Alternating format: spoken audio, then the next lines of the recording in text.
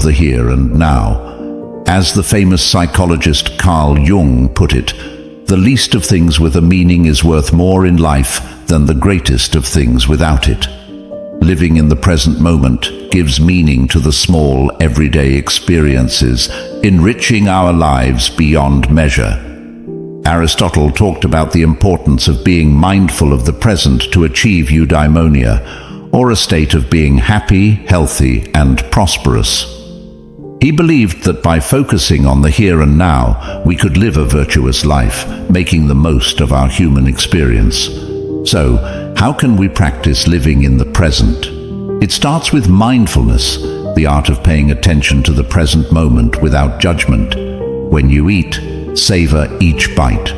When you walk, notice the feeling of the ground under your feet. Listen actively when someone is speaking to you, instead of planning what you're going to say next. These simple acts of mindfulness bring us back to the present, making our lives richer and more meaningful. Seneca offered this wisdom: true happiness is to enjoy the present without anxious dependence upon the future. He understood that anxiety about what's to come or what has been only serves to diminish our happiness in the now. Living in the present isn't about ignoring the future or forgetting the past.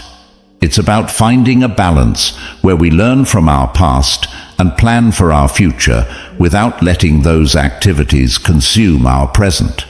It's in this balance that we find peace and contentment. Remember, every moment is an opportunity to reset and refocus on the now. It's in the present that we live, love, and make memories. So let's make a conscious effort to be more present in our lives. Let's cherish the now, for this moment right here is where life truly happens. 4. Building self-discipline. I know the word self-discipline might bring to mind images of rigid schedules and a life devoid of fun, but let's reshape that picture together. Self-discipline is not about restricting your life. It's about empowering yourself to make choices that align with your deepest values and long-term aspirations. It's choosing what's right for you, not what's easy in the moment. At its core, building self-discipline is about mastery over ourselves. It's about saying yes to things that serve us and no to things that don't, even when it's tough. Think about it. Whether it's sticking to a workout routine, saving money instead of impulse buying, or turning off Netflix to focus on a project. These choices might not deliver instant gratification, but they pave the way for long-term satisfaction and success. Stoic philosophy has a lot to say about self-discipline. Marcus Aurelius, the Roman emperor and Stoic philosopher, once wrote, "You have power over your mind, not outside events. Realize this, and you will find strength." This powerful statement highlights the essence of self-discipline. It's about controlling our impulses, emotions, and actions, despite the external temptations and distractions that life throws our way. Seneca offers wisdom on the subject too. He advises us to be steadfast and control our desires rather than being controlled by them. He understood that true freedom comes from within, from our ability to govern ourselves and our appetites. But why is self-discipline so critical? Aristotle, the ancient Greek philosopher, sheds light on this. He believed that we achieve excellence and virtue through habit. By practicing self-discipline, we cultivate habits that lead us toward our best selves. It's not about occasional acts of willpower, but about consistently making choices that reflect our values and goals. Building self-discipline also ties into modern psychological understanding. Carl Jung, a pioneer in psychology, emphasized the importance of integrating all aspects of our personality to live fully. This integration requires self-discipline, as we must navigate the desires of different parts of our psyche, choosing paths that contribute to our overall well-being and growth. So how can we build self-discipline in our daily lives? Start small. Pick one area you want to improve, whether it's your diet, exercise routine, or spending habits. Set clear, achievable goals and take it one day at a time. Remember, every time you make a choice that aligns with your goals, you're building the muscle of self-discipline. Epictetus reminds us, no great thing is created suddenly. Self-discipline is built through small, consistent actions. It's about progress, not perfection. Every day presents new opportunities to practice self-discipline, to choose actions that move us closer to who we want to be. Building self-discipline is a journey. It's about finding balance between what we want now and what we want most. It's about making choices that might be hard in the moment, but will bring us closer to our goals, happiness, and peace in the long run. So, let's commit to this journey together, supporting one another in choosing what's right, not what's easy. Remember, in the realm of self-discipline lies the path to achieving our dreams and living a life we truly love. 5. Developing emotional resilience. When life throws its curveballs, we all experience a whirlwind of emotions. Feeling angry, sad, or frustrated is a natural part of being human. But here's the kicker. It's not just about the emotions we feel, it's about how we handle them. That's where the magic of emotional resilience comes in. Emotional resilience is like this superpower that allows us to navigate through life's storms with grace and come out stronger on the other side. It's about acknowledging our emotions, understanding them, and then taking positive steps to move forward, rather than being swept away by the tide of our feelings. The Stoics had a lot to say about this. Marcus Aurelius, for example, reminds us, "You have power over your mind, not outside events. Realize this, and you will find strength." This profound insight touches the essence of emotional resilience. It's about recognizing that while we might not have control over what happens to us, we have control over how we respond. Our emotions don't have to control our actions. Seneca offers wisdom on facing adversity without losing our composure. He teaches that life's hardships are tests of our character and resilience. By facing our feelings with understanding and patience, we can grow wiser and more robust.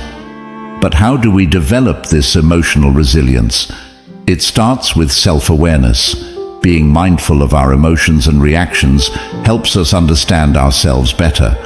It's okay to feel what we're feeling, but instead of reacting impulsively, we can choose to respond in a way that aligns with our values and long-term well-being. Aristotle spoke about the golden mean, finding the balance between excess and deficiency. This concept applies beautifully to emotional resilience. It's about finding a balanced response to our emotions, not suppressing them or letting them overpower us. Carl Jung, a pioneer in psychology, emphasized the importance of integrating all aspects of our psyche to achieve wholeness. Part of this process involves confronting our emotions, understanding them, and learning from them. This is at the heart of developing emotional resilience. So, what can you do when you're in the grip of strong emotions? First, give yourself permission to feel. Acknowledge your emotions without judgment. Then, take a step back and try to understand what triggered these feelings. This reflection can provide valuable insights into your emotional patterns and triggers. Epictetus said, "It's not what happens to you, but how you react to it that matters." This is a powerful reminder that our reactions to our emotions can shape our experiences. Instead of being reactive, we can choose to respond in a way that is constructive and healing. Developing emotional resilience is a journey. It involves practicing mindfulness, self-reflection, and patience. It's about building a toolkit of coping strategies like journaling, talking to a trusted friend, or practicing relaxation techniques. Most importantly, it's about treating yourself with kindness and compassion as you navigate through your emotions. Emotional resilience is not about never feeling negative emotions. It's about learning to ride the waves of those emotions with grace and coming out on the other side stronger and more self-aware. By developing emotional resilience, we empower ourselves to face life's challenges with courage and poise. Let's embrace this journey together, supporting each other in becoming more emotionally resilient and, ultimately, living a more fulfilling life. 6. Memento mori. Remember, you will die. The Stoics, including great minds like Marcus Aurelius, Seneca, and Epictetus, used this concept not to create fear, but to inspire a deeper appreciation for every moment. They believed that by keeping the inevitability of death in mind, we would live more fully, consciously, and with gratitude for the present. Marcus Aurelius, in his meditations, often reflected on the transience of life, encouraging us to live in a way that's true to our values and to make the most of the time we're given. You could leave life right now. Let that determine what you do and say and think, he wrote. This isn't about being morose. It's a call to action, a reminder to focus on what truly matters, to let go of petty concerns, and to live with purpose and integrity. Seneca too spoke about the shortness of life, urging us not to waste time on trivialities, but to focus on creating a meaningful existence. He believed that being mindful of death encourages us to live more wisely and to cherish our relationships and experiences. Epictetus emphasized the importance of focusing on the present and making the best use of our time. By remembering that we won't live forever, we're more likely to live ethically and to appreciate the beauty and richness of life. But how can we incorporate memento mori into our own lives without it feeling like a dark cloud over our heads? It starts with shifting our perspective. Instead of seeing the awareness of death as something fearful, we can view it as a powerful motivator to live our lives to the fullest. It's about embracing the present, not postponing our dreams or happiness for some undefined future that's not guaranteed. Think about the things you've been putting off. Maybe it's pursuing a passion, reconnecting with loved ones, or simply taking time to appreciate the small joys of everyday life. Memento mori reminds us not to take our time for granted.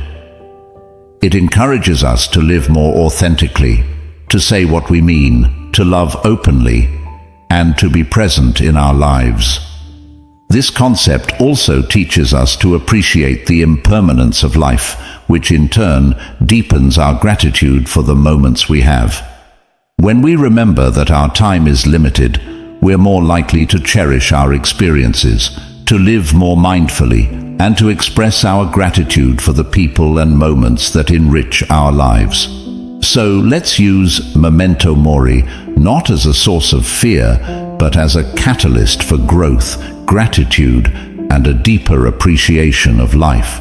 Let it remind us to make choices that align with our deepest values, to cherish our relationships, and to savor the beauty of the present moment. Remembering that we will die one day encourages us to live more fully today.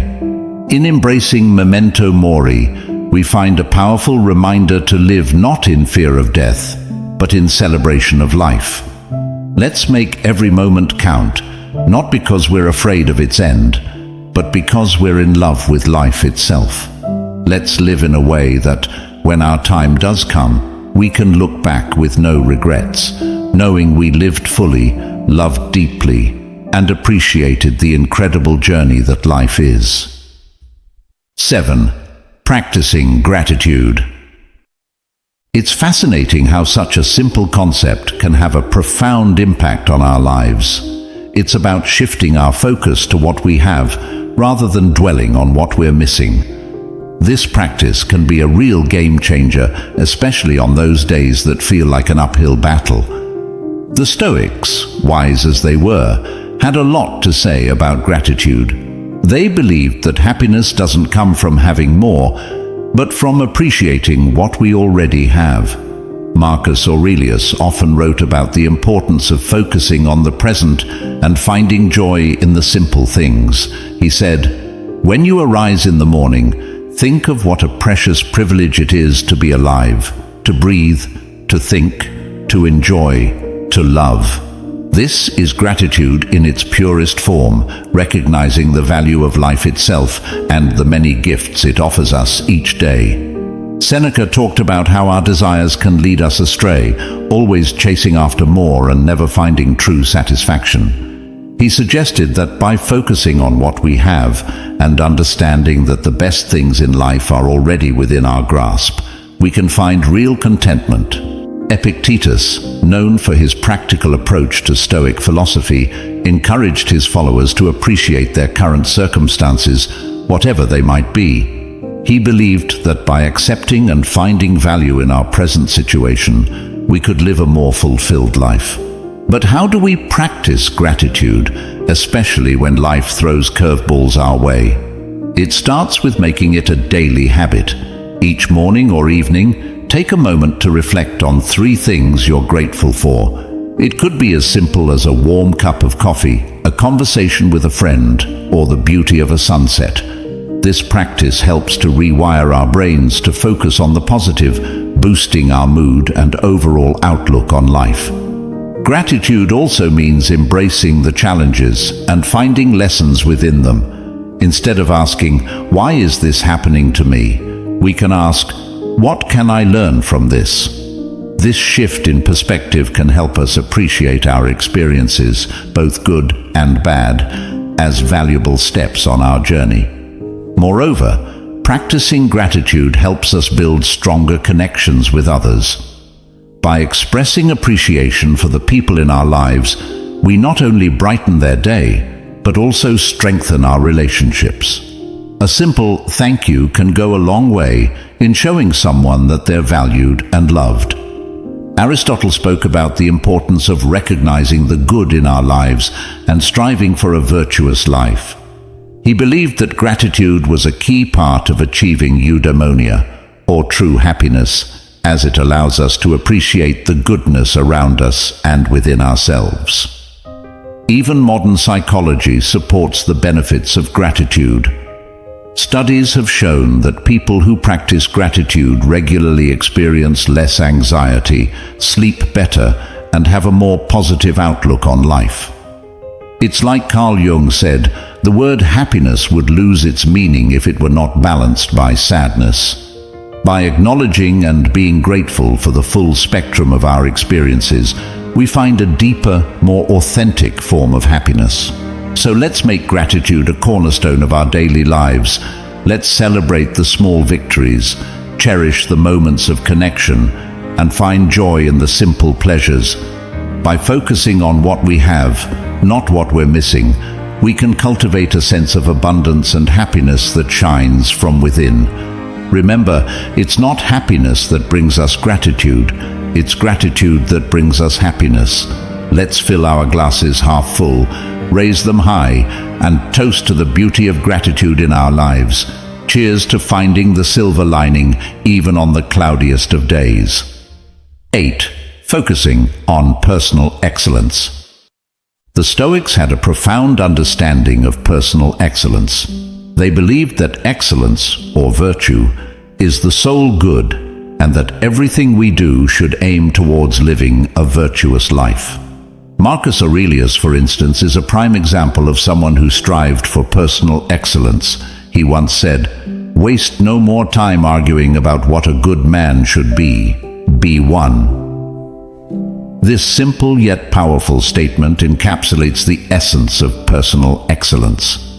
It's about embodying the values we admire and striving to live by them every day. Seneca emphasized the importance of self-improvement and learning. He advocated for a life lived in accordance with nature and reason, suggesting that true excellence comes from within and is reflected in our actions and choices. Epictetus highlighted the role of personal responsibility in achieving excellence. He taught that our reactions, our emotions, and our will are within our control, and mastering them is key to living a life of virtue. But what does focusing on personal excellence look like in our day-to-day lives? It starts with setting personal standards based on our values and aspirations, not societal expectations or the achievements of others. It's about knowing who we are, understanding our strengths and weaknesses, and taking consistent steps towards improvement. Personal excellence is also about resilience. It's about how we respond to setbacks and failures, not just our successes. Like Aristotle said, excellence is never an accident. It is always the result of high intention, sincere effort, and intelligent execution. It represents the wise choice of many alternatives. Choice, not chance, determines your destiny. This means embracing challenges as opportunities to learn and grow, rather than seeing them as obstacles. Moreover, focusing on personal excellence involves cultivating a growth mindset, a concept championed by modern psychology. It's the belief that our abilities and intelligence can be developed through dedication and hard work. This mindset encourages us to embrace challenges, persist in the face of setbacks, and see effort as a path to mastery. Personal excellence also means living authentically. It's about being true to ourselves and our values, even when it's not easy. It's about making choices that reflect who we are and who we want to be, and taking pride in our journey, including the struggles and the triumphs. Practicing gratitude, as we discussed earlier, ties into personal excellence too. By appreciating what we have and where we are on our journey, we foster a positive outlook that supports our growth and well-being. So, let's commit to focusing on personal excellence. Let's set our own standards, embrace our unique paths, and take pride in our progress. Remember, it's not about being perfect, it's about being proud of who we are and how we live. It's about celebrating our efforts, learning from our experiences, and always striving to be the best versions of ourselves. Together, let's make personal excellence not just a goal, but a way of life. 9. Not caring what others think. In a world saturated with social media, where likes, follows, and comments often dictate our self-worth, it's easy to fall into the trap of valuing ourselves through the lens of others' opinions. But here's a liberating truth. Your worth isn't based on external validation. It's about being true to yourself, embracing your authenticity, and living in alignment with your values. The Stoics, those ancient philosophers we keep turning to for timeless wisdom, had a lot to say about this. They taught that our inner peace and freedom come from focusing on what's within our control, our actions, our thoughts, our integrity, not the fluctuating opinions of others.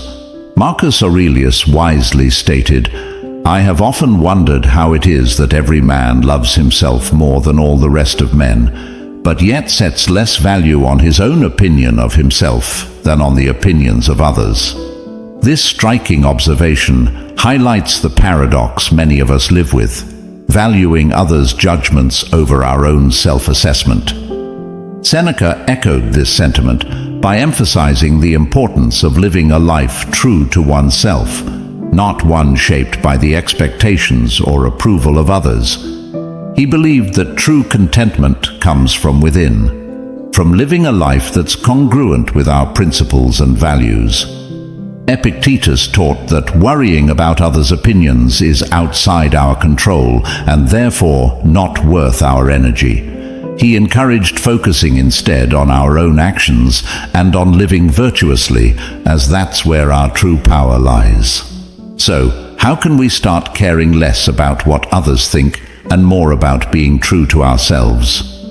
First, it's about understanding that you are the author of your life story. You have the power to define your worth, not society, not your social media followers, nor the people around you. It's about grounding your self-esteem in who you are, the values you stand for, the kindness you spread, and the effort you put into being your best self. Second, practice self-reflection. Ask yourself, whose life am I living? Am I making choices based on my desires, or am I trying to fit into someone else's mold? Reflecting on these questions can help realign your actions with your true self. Third, embrace vulnerability. Being true to yourself means being open about your flaws and all, understanding that perfection is an illusion. It's okay to be a work in progress, making mistakes and learning from them. This authenticity attracts the right people into your life, those who appreciate the real you. Moreover, remember the words of Aristotle, who spoke about the golden mean, finding balance in life. Applying this to our concern for others' opinions, it's about finding a healthy balance between considering constructive feedback and maintaining our autonomy and self-worth. Incorporating a Stoic mindset into our lives means understanding that our worth is determined by our virtues, our actions, and our commitment to living a meaningful life, not by external accolades or approval. It's about building a strong inner fortress that remains unshaken by the fleeting opinions of others. Let's commit to valuing ourselves for who we truly are, not for the likes, follows, or approval we receive. Let's be courageous in our authenticity, living lives that resonate with our deepest truths. Remember, your worth is inherent and unique, and by being true to yourself, you shine your light in the most genuine way possible. Let's not just navigate life, but thrive in it, with the confidence that comes from knowing we are living authentically, aligned with our values, and true to ourselves. 10. Accepting change. Here's the thing. Accepting change is not just necessary, it's vital for our growth and happiness. The reality is, the only constant in life is change.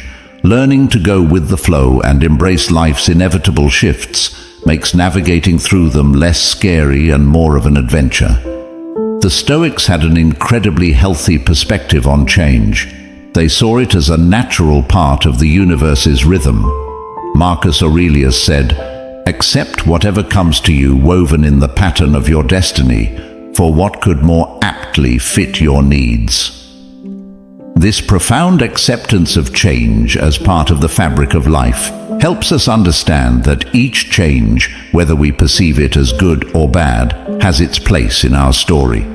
Seneca taught that becoming too attached to our current circumstances can lead to disappointment, because inevitably those circumstances will change. He advised us to be flexible and to understand that change is not just a part of life, but a necessary component of our personal development and happiness. Epictetus encouraged us to distinguish between what we can control and what we can't. He pointed out that while we can't control external events, we can control our attitudes towards them. This mindset is incredibly empowering when it comes to dealing with change. It's about focusing on our responses, finding the opportunities for growth within the change, and moving forward with resilience. But how can we become more accepting of change? First, by acknowledging that change is inevitable. It's the natural order of things. Everything around us is in a constant state of flux. Seasons change, people come and go, and our very selves are renewing themselves as we speak. Embracing change means embracing life itself. Second, by practicing mindfulness. Being present in the moment allows us to appreciate our current experiences without clinging to them. This awareness creates a space for acceptance when those experiences inevitably evolve or come to an end. Third, by seeking the lessons in change. Every shift in our lives, no matter how challenging, comes with opportunities to learn and grow. Instead of asking, "Why is this happening to me?" we can ask, "What can I learn from this?" This shift in perspective can turn the challenges of change into stepping stones for personal development. Aristotle spoke about the importance of pursuing a virtuous life as the key to happiness.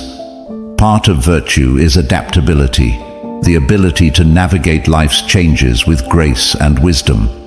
It's about finding balance and harmony within the flux of life. Modern psychology supports this Stoic approach to change. Viewing change as an opportunity rather than a threat can significantly reduce our stress and anxiety levels. It can enhance our resilience, making us better equipped to handle whatever life throws our way. Let's remind ourselves that change is not just something to endure, but to welcome as a natural, enriching part of our journey. By accepting change, we open ourselves to new experiences, growth, and the beautiful unfolding of our unique paths in life. Remember, going with the flow isn't about passivity. It's about actively engaging